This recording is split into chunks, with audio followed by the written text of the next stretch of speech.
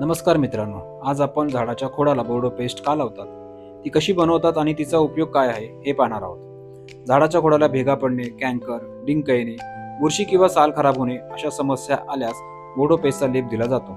यामुळे खोडाचे संरक्षण होते. बोर्डो पेस्ट हे मोरचूद म्हणजेच कॉपर सल्फेट आणि चुना यापासून तयार केलेले एक बुरशीनाशक मिश्रण आहे.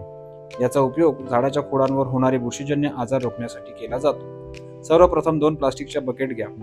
पहिल्या बकेटमध्ये 1 किलो चुना थोडा बारीक करून टाका. दुसऱ्या बकेटमध्ये 1 किलो मोरचूद घ्या आणि दोन्ही बकेटमध्ये प्रत्येकी 5 लिटर पाणी टाका.